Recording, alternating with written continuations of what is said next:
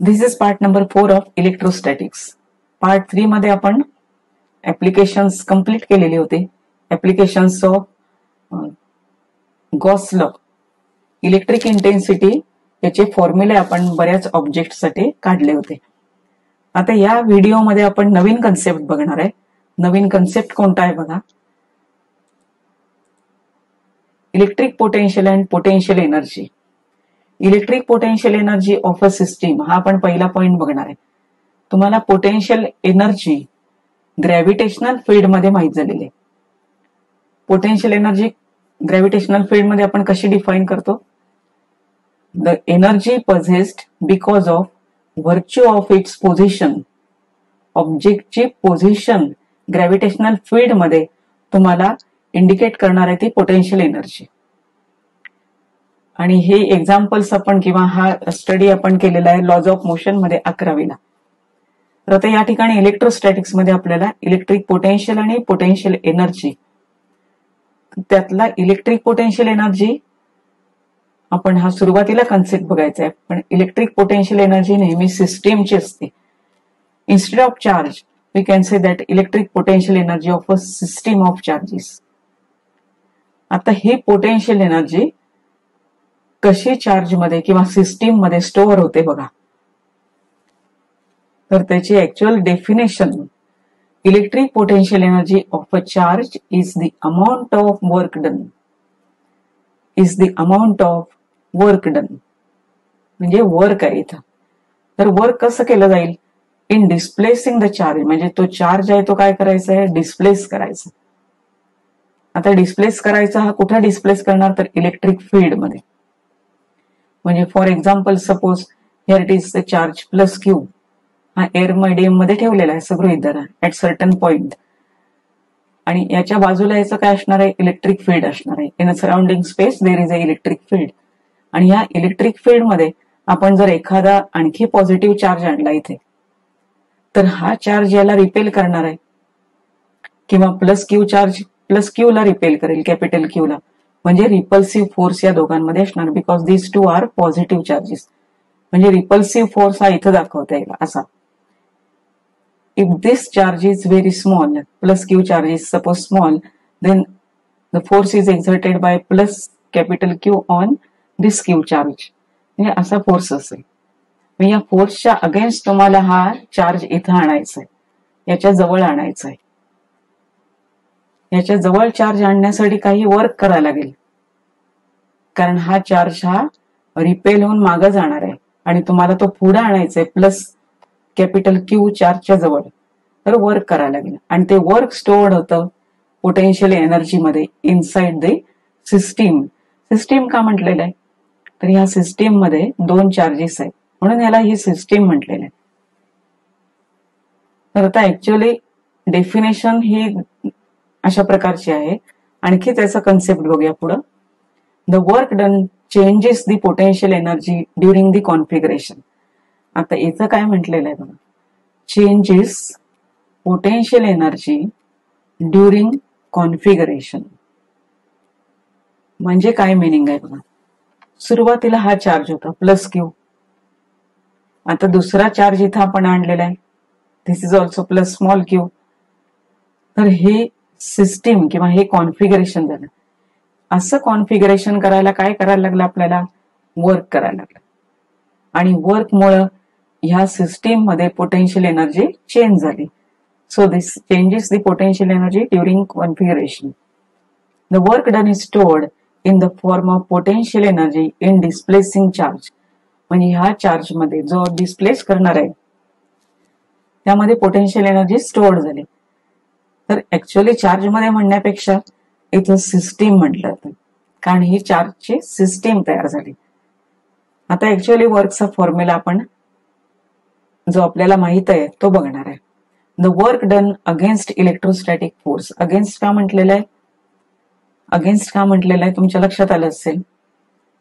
This is a force, repulsive force, and this charge is displaced against towards this charge. म्हणजे against याच्या विरुद्ध दिशेने आपण हा डिस्प्लेस केलेला आहे. So when there is a against work, against the force work is done, there is a increase in potential energy. समजा charge minus असेल तर तो काय होणार आहे, इथं आपोआप अट्रॅक्ट होणार. So there is a loss of potential energy म्हणतो आपण त्याला. तर इथे work done against electrostatic force equal to increase in potential energy of the system. अशाच प्रकारचं आपण ग्रॅव्हिटेशनल फील्ड मध्ये पण बघितलेलं आहे. Now this is a change in potential energy and this is the work done. Force आणि डिस्प्लेसमेंटचा product हा डॉट प्रॉडक्ट आहे. So vector F dot vector dr. Dr is the displacement. एवढी डिस्प्लेसमेंट पाहिजे त्याने मल्टिप्लाय करायचंय फोर्सला. So this is the formula.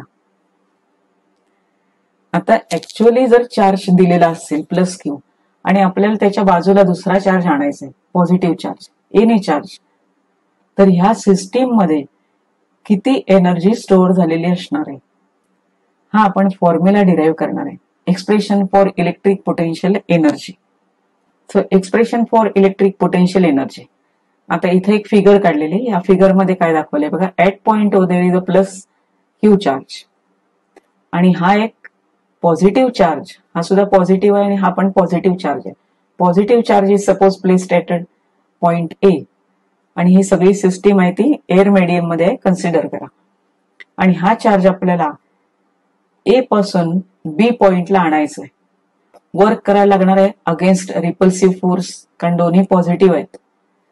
So work is done in displacing this charge from A to बी.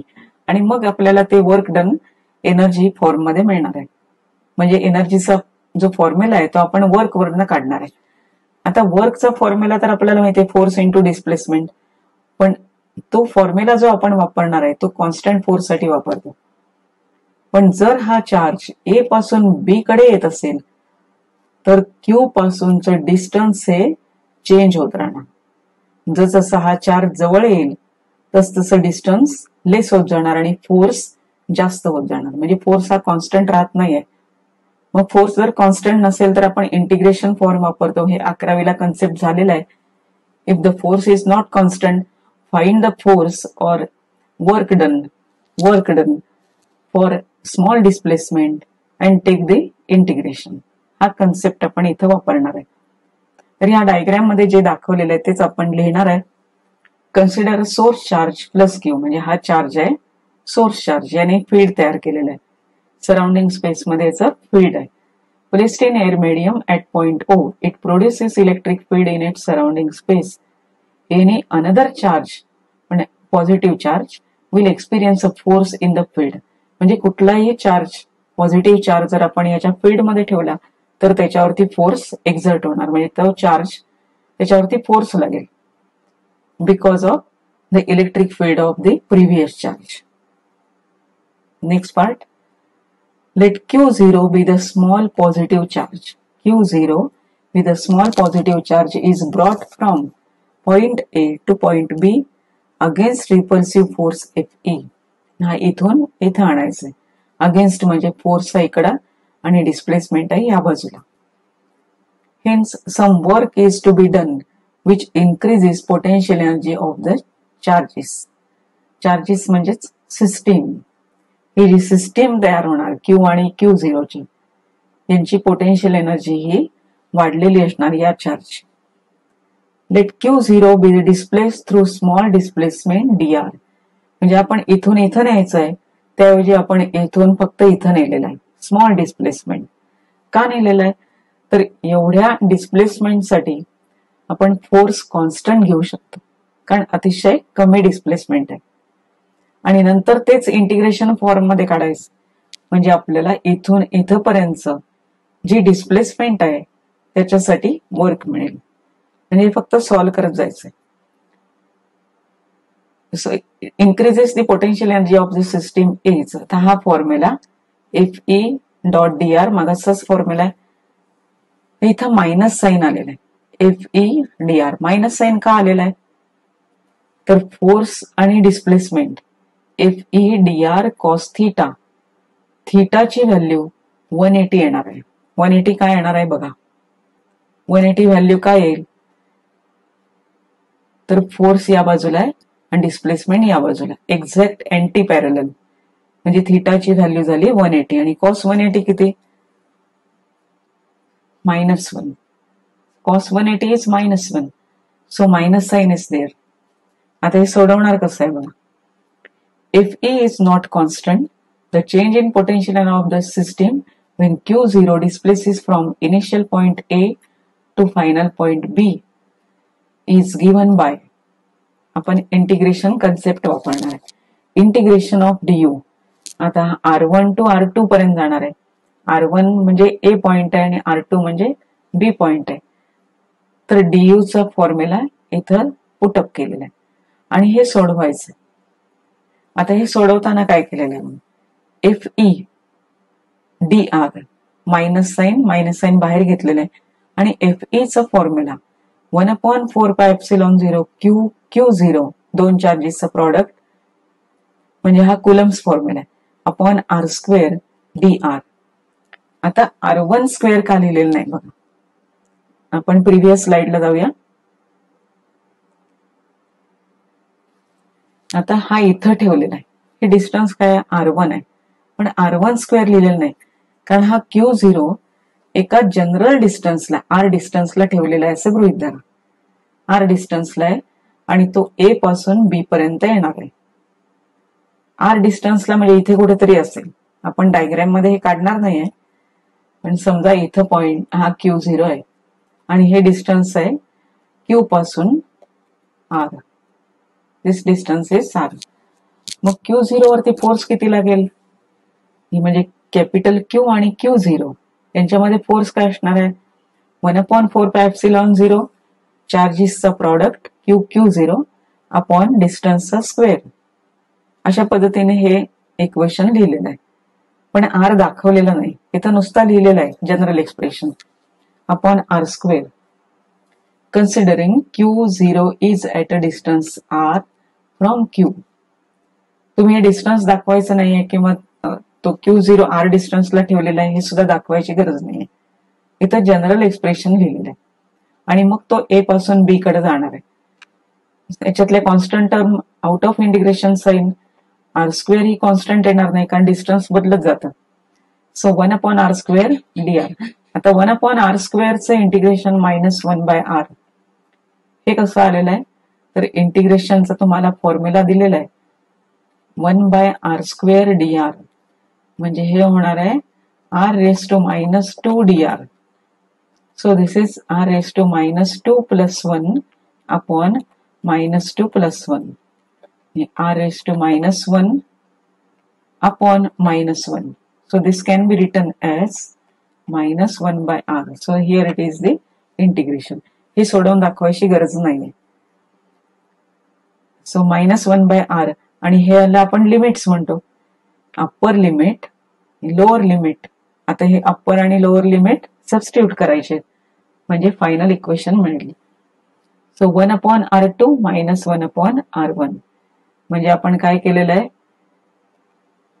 यामध्ये 1/R2 घेतलेलं आहे, हे मायनस मायनस प्लस झाले, इथं पण मायनस आहे आणि इथं पण मायनस आहे म्हणजे 1/R2 minus lower limit 1/R1 minus आणि हे मायनस प्लस झालेले. So the equation is plus, here it is positive sign 1/R2 - 1/R1. तर हे वर्क डन आपण कुठपर्यंत केलेलं आहे, so work done is here the charge is plus Q, the point is B here and the point was A here, A to B असं displace केलेलं आहे म्हणून ह्या वर्कला म्हटलेलं आहे work AB. A to B displace केलेलं आहे आणि हे डिस्प्लेस केल्यामुळे जे वर्क झालेलं आहे त्यामुळे त्याला सिस्टीमला पोटेन्शियल एनर्जी मिळालेली, पोटेन्शियल एनर्जी इन्क्रीज झालेली. समजा या फिगर मध्ये मी जरा चेंज केला तर तुम्हाला डेल्टा यूचं एक्सप्रेशन मिळतं का बघा. Suppose this point A is very far from the charge. हा पॉइंट खूप लांब आहे असं गृहीत धरा, generally it is at infinity. आणि हा जो बी पॉइंट आहे तो मी पी लिहिलेला आहे आणि हा इन्फिनिटी पॉइंट झाला आणि बी पॉइंटचं काय केलंय पी पॉइंट आणि हे डिस्टन्स क्यू पासून पी पर्यंत आर ठेवलेलं आहे.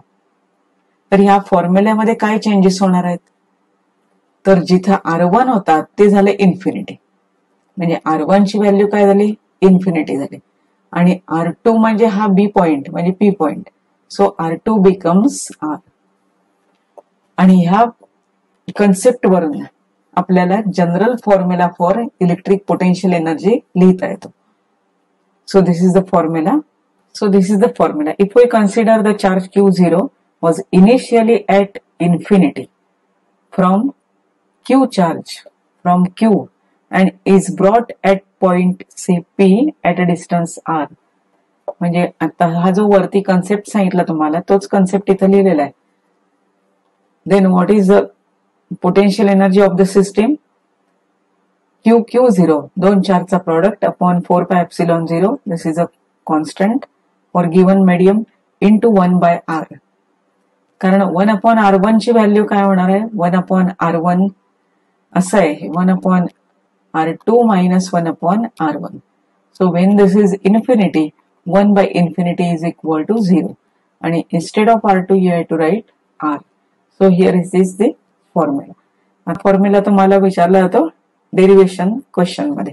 Obtain an expression for electric potential energy. तर सुरुवातीला इथंपर्यंत जरी तुम्ही लिहिला हा फॉर्म्युला तरी फुल क्रेडिट आहे, पण जनरल फॉर्म्युला हा लिहिला जातो. प्लस क्यू चे potential energy at point P पाहिजे असेल ऍट अ डिस्टन्स आर, तर हा फॉर्म्युला येणार.